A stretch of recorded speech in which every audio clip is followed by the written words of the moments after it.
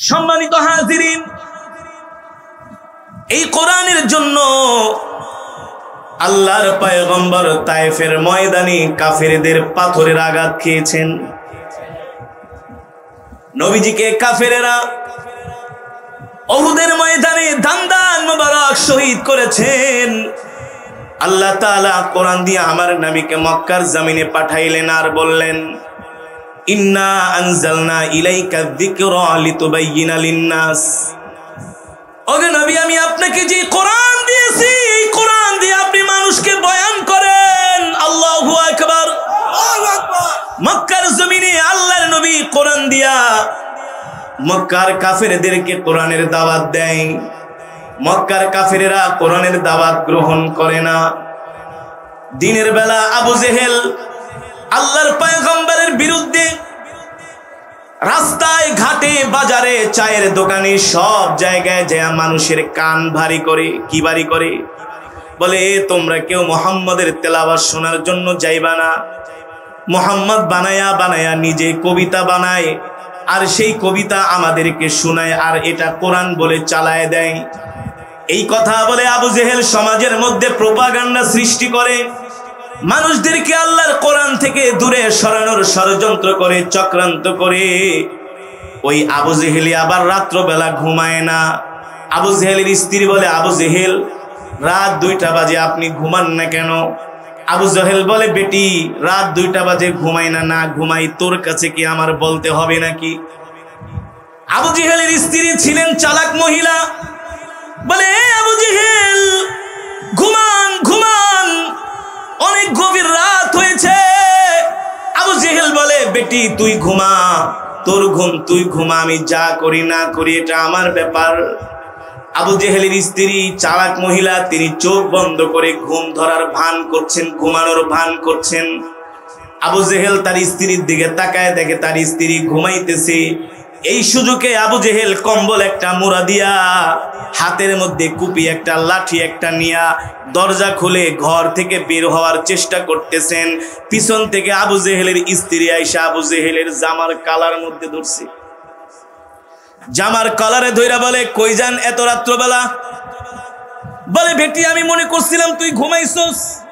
বলে, এত সোজা না, তুমি প্রতিদিন রাত্রবেলা ফাঁকি দিয়া দিয়া ঘর থেকে বের হয়ে যাও। কোথায় যাও? আবু জেহেল বলে, বেটি ভালো কাজে যাই। কি কাজে? আবু জেহেলের স্ত্রী বলে, ভালো কাজ? কোন কাজ বলো? কিন্তু বলতে তো পারে না, কারণ আবু জেহেলই তো নিজে কোরআনের বিরোধিতা করে, আল্লাহর নবীর বিরোধিতা করে। সেই যাতে মক্কার যুবকেরা কোরআন শুনতে না পারে, সে কোরআনের বিরুদ্ধে আইন পাশ করে, আবার সেই প্রতিদিন কোরআন শোনার জন্য যায়। স্ত্রীকে তো বলতে পারে না, বেটি মুহাম্মাদের তেলাওয়াত না শুনলে আমি আবু জেহেল রাত্রবেলা ঘুমাইতে পারি না। ভাতিজা মুহাম্মাদের কোরআন তেলাওয়াত হলো আমার ঘুমের সবচেয়ে বড় অ্যান্টিবায়োটিক। আবু জেহেলের স্ত্রী বলে, ভালো কাজ কোন কাজে যাও আগে বলো। আবু জেহেল বলে, বেটি এত প্রশ্ন করিস না। আবু জেহেলের স্ত্রী বলে, না বললে আমিও তোমাকে ঘর থেকে বের হতে দিব না। আবু জেহেল বলে, শোনো শোনো, তাহলে গোপন কথাটা তোমার কাছে বলে দিই, তুমি কারো কাছে বলবা না। বলে, বলেন প্রিয় স্বামী, কারো কাছে বলবা না, আপনি আমার কাছে সারেন্ডার করেন, আমি আপনার গোপন কথা কারো কাছে। আবু জেহেল বলে, আমি তো ভাতিজা মুহাম্মাদের কোরআন তেলাওয়াত শোনার জন্য কাবার চত্বরে যাইতেছি। আবু জেহেলের স্ত্রী বলে, ও প্রিয় স্বামী, আপনার যেই রোগ আমারও একই রোগ, আপনি একা কেন যাবেন? সাথে করে আমাকেও নিয়ে যান, আমিও মুহাম্মাদের কোরআন তেলাওয়াত শুনবো। আল্লাহু আকবার, আল্লাহু আকবার। যুবক, মুহাম্মাদের কোরআন তেলাওয়াত শোনার জন্য এবার আবু জেহেলও যায়, তার স্ত্রীও যায়। আবু জেহেল মনে মনে ভাবে, হায় রে, কিভাবে করে আমি ভাতিজাকে এই কোরআনের দাওয়াত আমি মক্কার জমিনে বন্ধ করব? এটা তো আমার দ্বারা দেখতেছি অসম্ভব হয়ে পড়তেছে। অসম্ভব। পৃথিবীতে বর্তমানে ইসলাম বিদ্বেষীরা তারা দেখতেছে আলেম ওলামাদেরকে যতই নির্যাতন করা হয়, ততই তাফসির মাহফিলে মুসলমানের সংখ্যা বেড়ে যায়। হ্যাঁ, এ কারণে তাদের মাথা নষ্ট। এ কারণে কি তারা নারায়ে তাকবীর আল্লাহু আকবার স্লোগানকে তারা সহ্য করতে পারে না, বরদাস্ত করতে পারে না। সম্মানিত হাজিরিন, আবু জেহেল মনে মনে ভাবলেন ভাতিজা মুহাম্মদকে কিভাবে শায়েস্তা করা যায়, নাউজুবিল্লাহ বলেন। কিন্তু আবু জেহেল বলে আমার যে শক্তি আছে এই শক্তি দিয়ে একা ভাতিজার সাথে আমার পারা সম্ভব। মদিনার বাহির থেকে, মক্কার বাহির থেকে আমাকে লোক ভাড়া করে আনতে হবে। ইহুদিদের সবচেয়ে বড় আলেম, সবচেয়ে বড় যোদ্ধা, সমরবীর, অনেক বড় কৌশলের অধিকারী, নাম হলো যায়েদ। তিনি হলো তাওরাত শরীফ পুরা মুখস্থ করেছেন। একদিক থেকে তাওরাতের সবচেয়ে বড় আলেম, আরেক দিক থেকে অনেক বড় যোদ্ধা, অনেক বড় সেনাপতি, অনেক বড় নেতা। যায়েদকে দাওয়াত দিয়া আবু জেহেল মক্কায় নিয়ে আসলেন। মক্কার সব নেতাদেরকে দাওয়াত দিয়ে বললেন, শোনো, আমাদের পাশের রাষ্ট্র, বন্ধু রাষ্ট্র থেকে আমাদের একজন প্রতিনিধি আসবে, রাষ্ট্রপ্রধান, সেনা প্রধান। তার সাথে আমরা আজকে বাইতুল্লাহ চত্বরে বসে মুহাম্মদের বিরুদ্ধে আমরা একটা সিদ্ধান্ত নিব। আজকে সন্ধ্যার পরে রুদ্ধদ্বার একটা বৈঠক হবে, তোমরা কোথাও যাবা না, সবাই সন্ধ্যার সময় বাইতুল্লাহ। কারণ এই বাইতুল্লাহ শুধু মুসলমানদের কাছে প্রিয় ছিল না, কাফেরদের কাছেও বাইতুল্লাহ প্রিয় ছিল। তারাও বাইতুল্লাহকে মহব্বত করত, ভালোবাসতো, কারণ তারা জানতো এই ঘর আল্লাহর ঘর, ঠিক কিনা বলেন। এই ঘরের প্রতি কাফেরদেরও লোভ ছিল, তারা জানে এই ঘর আল্লাহর ঘর, কোনো সন্দেহ। এই ঘরের মধ্যে বরকত আছে, রহমত আছে, এই কারণে তারা আল্লাহর ঘরকে ভালোবাসতো। যে কোনো বড় সিদ্ধান্ত কাফেরেরাও বাইতুল্লাহর চত্বর থেকেই নিত। বর্তমানে ফিলিস্তিনে জেরুজালেমে যেই মসজিদুল আকসা অবস্থিত, এই মসজিদুল আকসাকে ফিলিস্তিনের মুসলমান, সারা পৃথিবীর মুসলমান যেমন ভালোবাসে, আবার আরেক দিক থেকে ইহুদিরাও ভালোবাসে। তারাও বাইতুল মুকাদ্দাসের দখল ছাড়তে চায় না, অথচ বাইতুল মুকাদ্দাস হলো মুসলমানদের। বাইতুল মুকাদ্দাস কাদের? মুসলমানদের। তারা জানে বাইতুল মুকাদ্দাস এটা পবিত্র জায়গা, এই কারণে ইহুদিরা জোর করে বাইতুল মুকাদ্দাসকে আঁকড়ে ধরতে চায়, তারা ছাড়তে চায় না। ঠিক কাফেরেরাও যদি বড় কোনো সিদ্ধান্ত নিত, তারা বাইতুল্লাহ চত্বরে এসে মিটিং করত, তারপরে সিদ্ধান্ত নিত। আবু জেহেল যায়েদকে দাওয়াত দিলেন, তিনি চলে আসলেন মক্কার বাহির থেকে। মক্কার বড় বড় নেতাদেরকে নিয়ে আবু জেহেল মিটিং এ বসলেন। সন্ধ্যার পরে রুদ্ধদ্বার বৈঠক, কিভাবে করে আল্লাহর কোরআনের দাওয়াত বন্ধ করা যায়।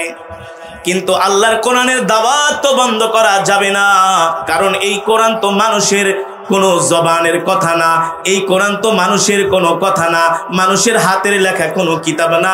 এই কোরআন হলো আমার আল্লাহর জবানের কালাম, ঠিক কিনা বলেন। সেই কথা আল্লাহ কোরআনের মধ্যে বলেছেন, ইন্না নাহনু নাযালনা যিকরা ওয়া ইন্না লাহু লাহাফিজুন। ও নবী, আমি আল্লাহ আপনার উপর যে কোরআন নাজিল করেছি, এই কোরআন হেফাজত করার দায়িত্ব আমি আল্লাহ আমার নিজ কুদরতি হাতে গ্রহণ করেছি। আল্লাহু আকবার। অন্য আয়াতে আল্লাহ বলেছেন, ইউরিদুনা লিইউতফিউ নূরাল্লাহি বিআফওয়াহিহিম ওয়াল্লাহু মুতিম্মু নূরিহি ওয়ালাউ কারিহাল কাফিরুন। আল্লাহু আকবার।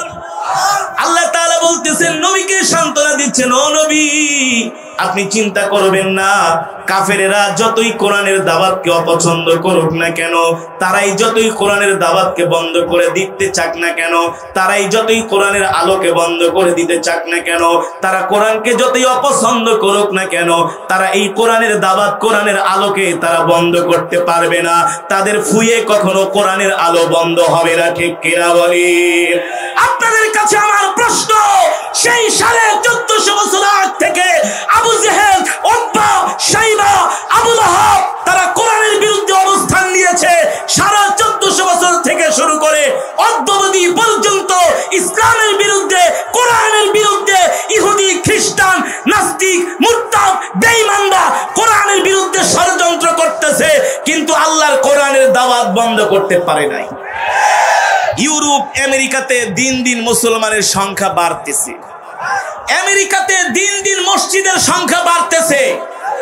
মানে বলতেছি, দৈনিক গড়ে 8,000 অমুসলিম সারা পৃথিবীতে কোনো না কোনো ভাবে কালেমা পড়ে মুসলমান হচ্ছে। তার মানে এই কোরআনের দাওয়াতকে বন্ধ করা যাবে? যাবে না। আবু জেহেল তার নেতাদেরকে নিয়ে বৈঠকে বসলো যে কোনোভাবেই তো কিছু করা যায় না, কি করা যায়? মক্কার কাফেরেরা আবু জেহেলকে সিদ্ধান্ত দিল, নেতা রাত গভীর হয়ে গেছে, আর কত মিটিং করবেন, আপনি যেটা সিদ্ধান্ত নেন সেটাই আমরা মেনে নিব। কিন্তু মক্কার কাফেরেরা জানতো আবু জেহেলের কোনো সিদ্ধান্তেই কাজে আসবে। সব নেতারা চলে গেল।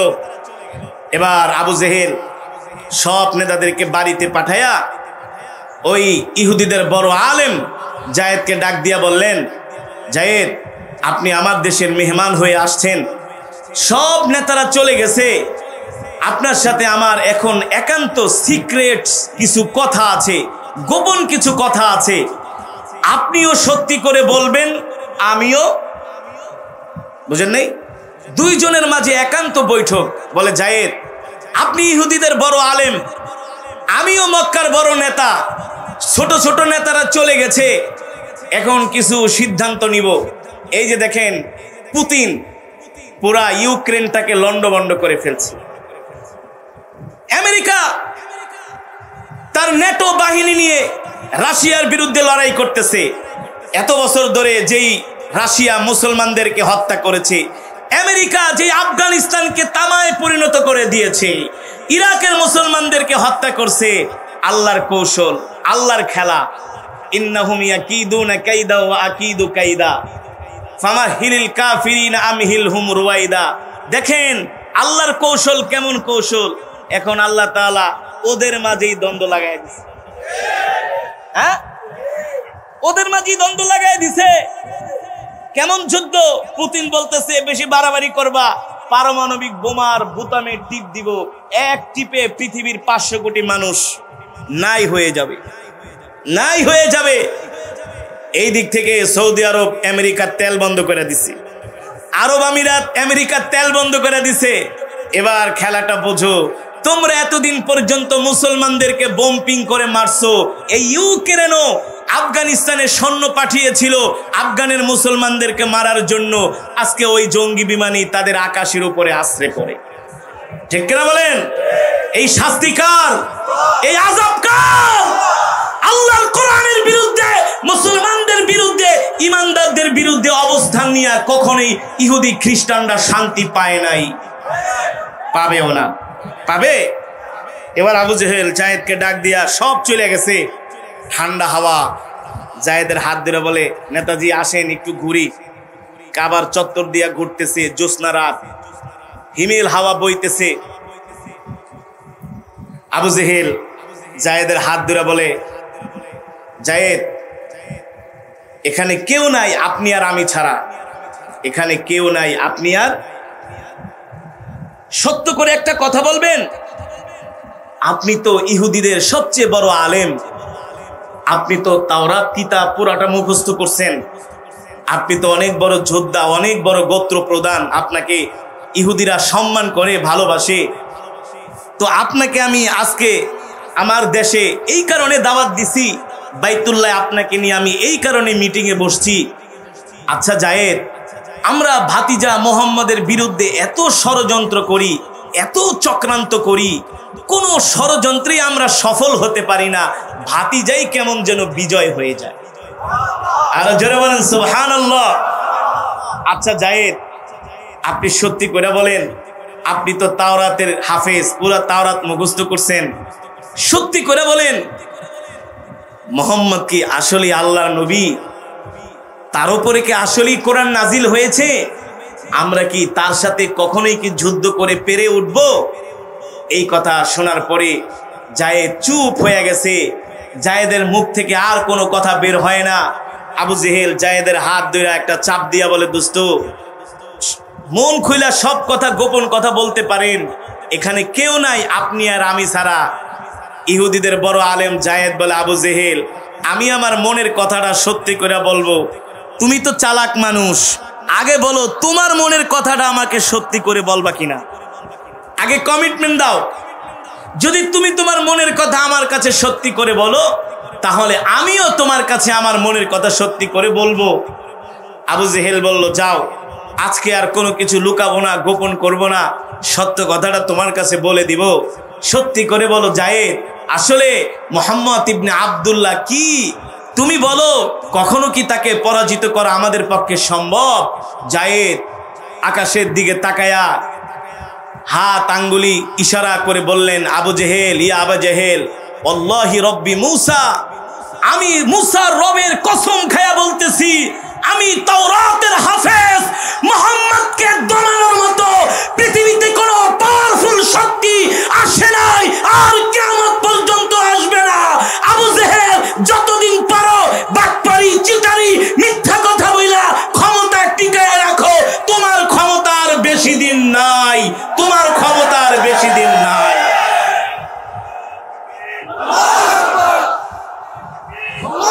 তোমার ক্ষমতার, মুহাম্মদকে অনেক কষ্ট দিছো, আর পারবা না, এবার নিজের গাট্টি বস্তা গোল করো।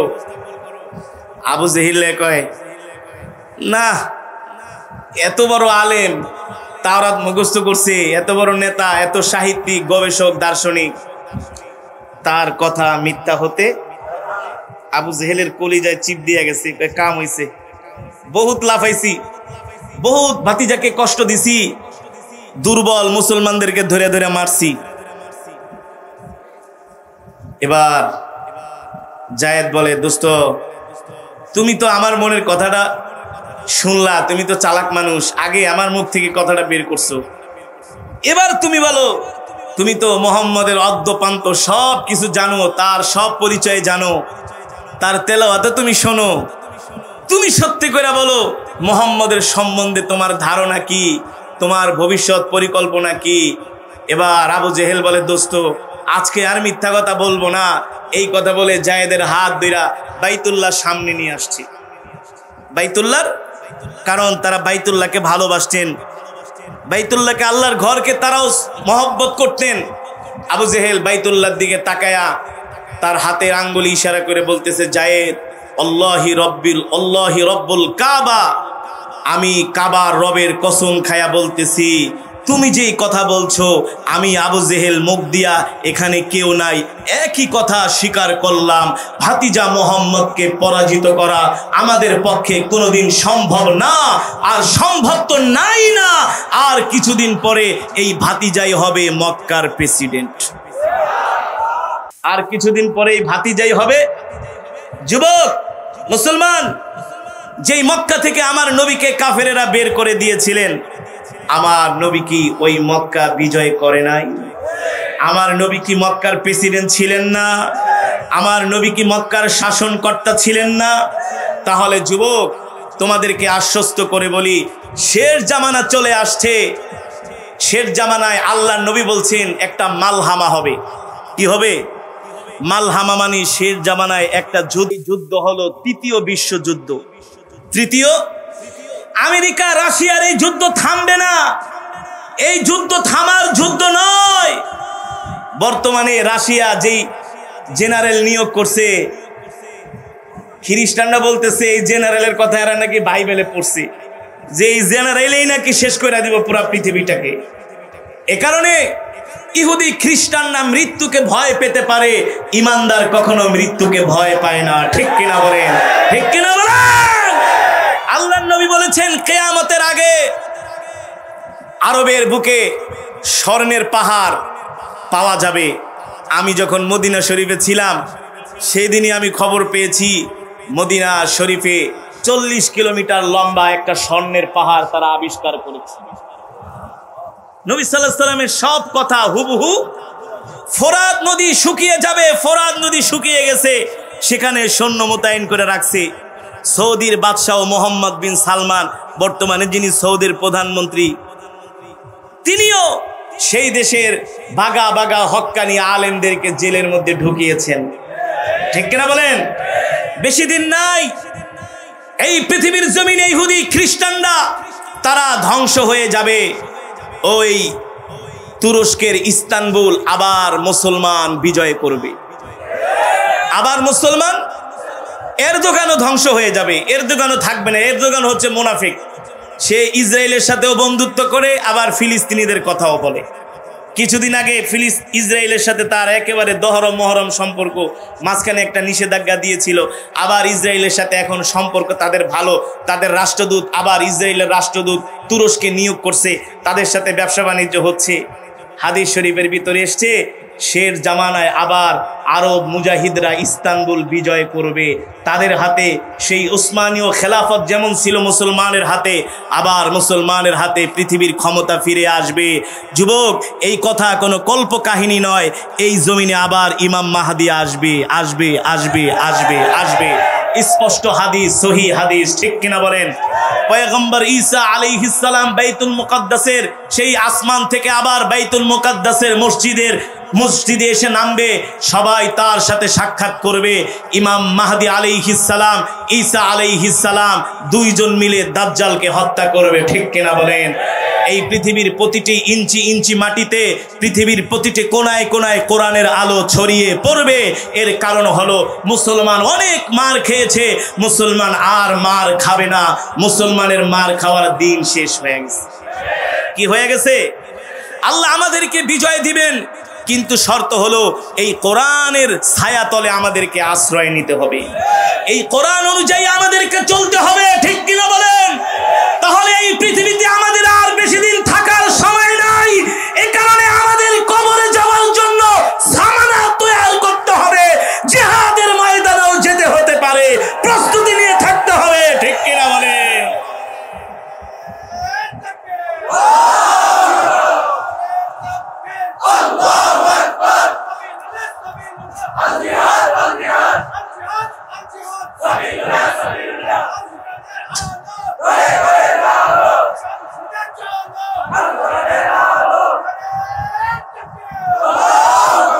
আল্লাহর পেয়ারা বান্দারা, আমার কথাগুলো শুনলে অনেকের কাছে কল্প কাহিনী মনে হবে, অনেকে আবার আমার কথাগুলো টিটকারি করবে, হাস্যরস করবে। কিন্তু না না না, এই পৃথিবীতে বেঈমানরা আর বেশি দিন থাকতে পারবে না ইনশাআল্লাহ। আমরা কার গোলাম? তাহলে আসমান যার, আইন চলবে তার, জমিন যার, বিধান চলবে তার। আল্লাহর জমিনে অন্য কারো তন্ত্র মন্ত্র চলতে দেওয়া যাবে না।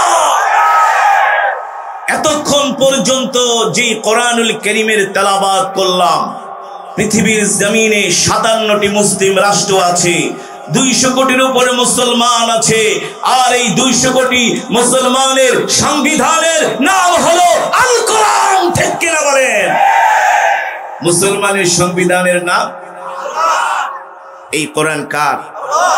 আল্লাহ তাআলা এই কোরআন আমাদেরকে দিয়েছেন শুধু মিলাদ পড়ার জন্য না, খতম পড়ার জন্য না। এই কোরআন দিয়া ব্যবসা করবে এই জন্য আল্লাহ কোরআন দেয় নাই। শুধু খতমে তারাবির জন্য আল্লাহ কোরআন দেয় নাই। আল্লাহ কোরআন দিয়েছে জমিন যার, আল্লাহর কোরআনের আইন চলবে তার, ঠিক কিনা বলেন? আর নারায়ে তাকবীর, আল্লাহু আকবার, এই স্লোগান হলো পৃথিবীর 200 কোটি মুসলিম উম্মাহ। নারায়ে তাকবীর, আল্লাহু আকবার, এই স্লোগান জোরে বলেন। পৃথিবীর 200 কোটি মুসলমানের প্রাণের, হৃদয়ের আকুতি মিনতি, হৃদয়ের ভাব প্রকাশ করার জন্য, ঈমানি শক্তি বৃদ্ধি করার জন্য, নাস্তিক মুরতাদদের গায়ে আগুন ধরানোর জন্য স্লোগান হলো নারায়ে তাকবীর, আল্লাহু আকবার, ঠিক কিনা বলেন?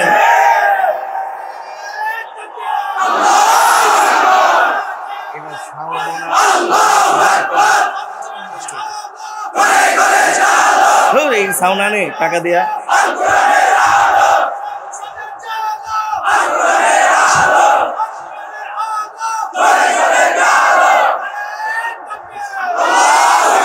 যুবক মুসলমান, আল্লাহু আকবারের ধ্বনি নারায়ে তাকবীর, এই স্লোগান কোন দলের স্লোগান নয়, কোন নেতার স্লোগান নয়, কোন নেত্রীর স্লোগান নয়।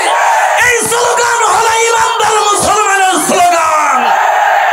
কেউ যদি নারায়ে তাকবীর, আল্লাহু আকবারের স্লোগান শুনলে যদি বিচলিত হয়ে যায়, কেউ যদি নারায়ে তাকবীর আল্লাহু আকবারের স্লোগান শুনলে যদি ভয় পায়, কেউ যদি নারায়ে তাকবীর আল্লাহু আকবারের এই স্লোগান শুনলে যদি মনে করে এর মধ্যে জঙ্গিবাদের গন্ধ পাওয়া যায়, তাহলে বুঝতে হবে ওই মুসলমান না, এটা মুনাফিক, এটা বেঈমান।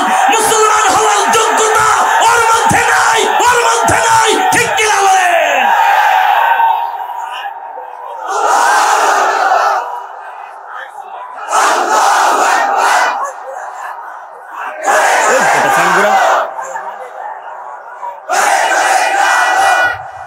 সম্মানিত হাজিরিন, কোরআনের তেলাওয়াত শুনতে খুব মজা লাগে, ঠিক না?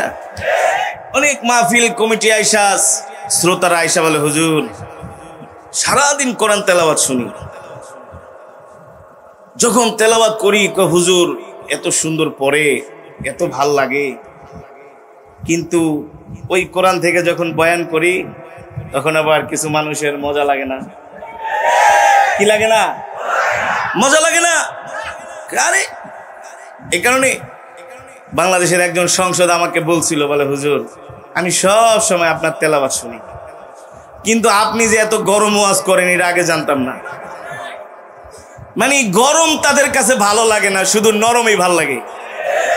আরে নরম সবার কাছেই ভাল লাগে, ঠান্ডা সবার কাছেই ভালো লাগে। গরমের দিনের চাইতে শীতের দিনে ঘুম ভালো হয়, কথা বলে না? কি ভালো হয়? গরমের চেয়ে এসির মধ্যে ঘুমাইলে কি ভালো হয়? ঘুম ভালো হয়।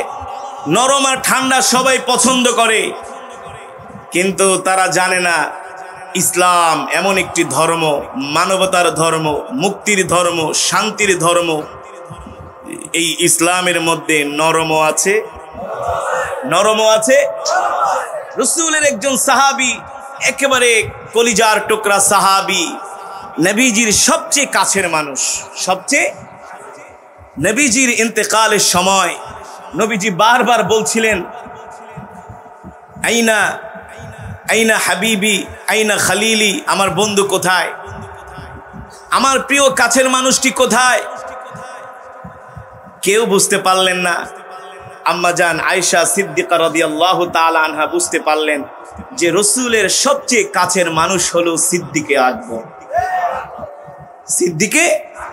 আকবর, আবু বকর সিদ্দিক ইবনে কুহাফা রাদিয়াল্লাহু তাআলা আনহু, সবচেয়ে নবীজির কাছের মানুষ, প্রিয় মানুষ। নবীজির ইন্তেকালের সময় নবী সাল্লাল্লাহু আলাইহি সাল্লাম মিসওয়াক করতেছেন। ইন্তেকালের সময় কিছুক্ষণ পরেই তার ইন্তেকাল হয়ে যাবে। আল্লাহ তাআলা তার প্রিয় বন্ধুকে ডেকে নেবেন। নবীজি শুয়ে পড়লেন, তার কপাল মোবারক থেকে ঘাম ঝরছিল, আর দৌড়ে আবু বকর সিদ্দিক আসলেন। এই অবস্থা এসে নবীজি সাল্লাল্লাহু আলাইহি সাল্লামের কপালের মধ্যে সিদ্দিকে আকবর 3 বার চুমু দিয়েছেন। কয়বার? 3 বার চুমু দিয়েছেন। মদিনার মধ্যে শোল গোল পড়ে গেছে। আল্লাহ নবী সাল্লাল্লাহু আলাইহি সাল্লাম ইন্তেকাল করেছেন। সিদ্দিকে আকবর নবীজির কপালে 3 বার চুমু দিলেন। নবীজিকে হারানোর বেদনায় সিদ্দিকে আকবর এত কষ্ট পেলেন। ওই দিক থেকে নবীজির আরেকজন প্রিয় কাছের সাহাবী ওমর ইবনুল খাত্তাব, তিনি যখন শুনতে পেলেন আল্লাহ নবী ইন্তেকাল করেছেন, দেরি করলেন না, তরবারিটা নিয়ে তিনি রাস্তায় বের হলেন। এই কেউ যদি বলো আমার কলিজার টুকরা নবী ইন্তেকাল করেছে, তাহলে আমি তার কল্লা উড়িয়ে দিব। আল্লাহু আকবার, জোরে বলেন আল্লাহু আকবার। হ্যাঁ, আবু বকর ছিলেন নরম, আর হযরত ওমর ছিলেন, জোরে বলেন, হযরত ওমর কি ছিলেন? গরম ছিলেন। ইসলামে নরমও আছে, গরমও আছে, দুইটাই আছে। হযরত ওমর কাফেরের বিরুদ্ধে এতটা কঠোর ছিলেন, হযরত ওমর ইসলামের পক্ষে এতটা কঠোর ছিলেন। হযরত ওমর সব মেনে নিতে পারতেন। আল্লাহ নবীকে কষ্ট দিলে ওমর কখনো মানতে পারতেন না। সম্মানিত হাজিরিন, সেই কোরআনের তেলাওয়াত শুনেই ওমর ইবনুল খাত্তাবের ছেলে ওমর কালেমা পড়ে মুসলমান হয়ে গিয়েছে। আরো জোরে বলেন সুবহানাল্লাহ।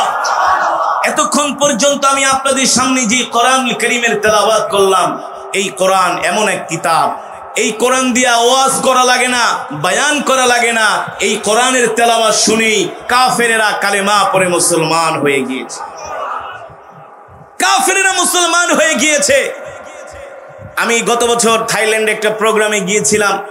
থাইল্যান্ডের রাজধানী ব্যাংকক থেকে 800 কিলোমিটার দূরে ইয়ালা, যেখানে 75% মুসলমান। আপনারা জানেন থাইল্যান্ড হলো একটা বৌদ্ধ অধ্যুষিত এলাকা। আমি যখন তেলাওয়াত করছিলাম,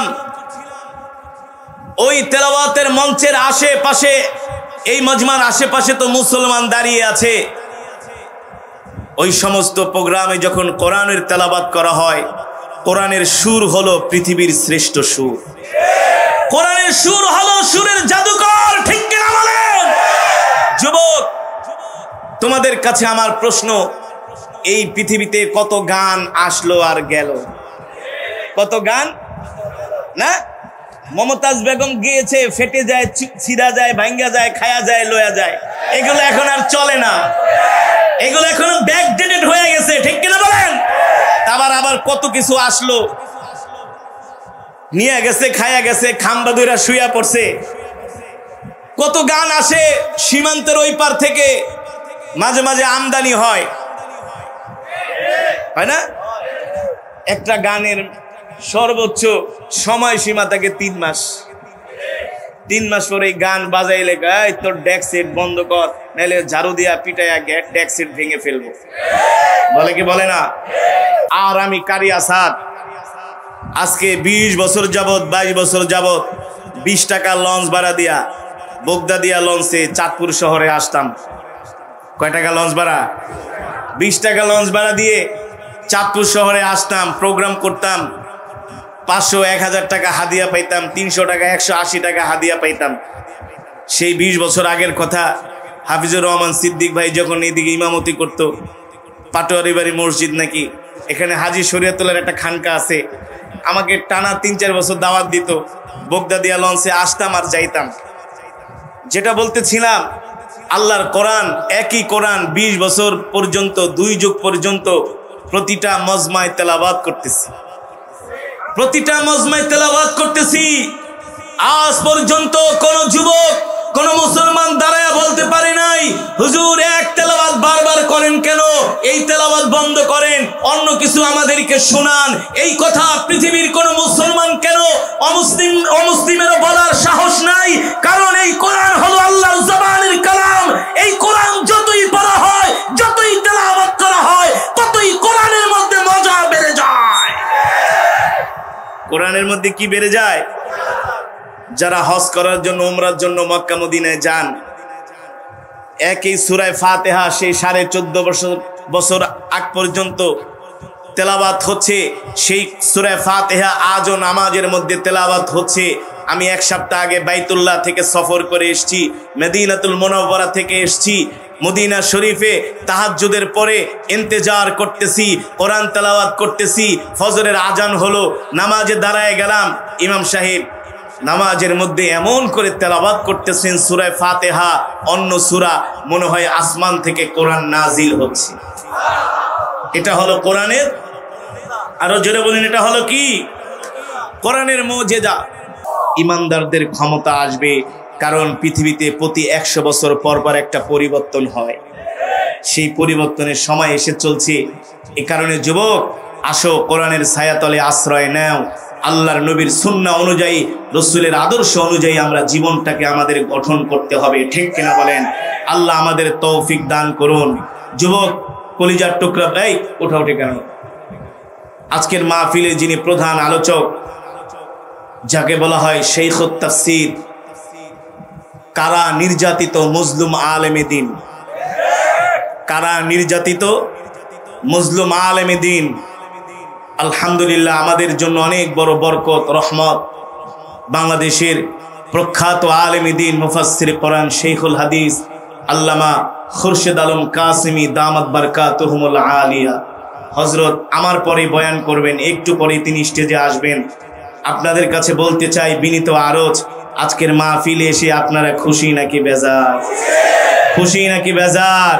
কে কে খুশি একটু হাত উঠাই, নারায়ে তাকবীর, নারায়ে তাকবীর। আল কোরআনের আলো, আল হাদিসের আলো, লিল্লাহি তাকবীর। হাত নামান। আল্লাহর পেয়ারা বান্দারা,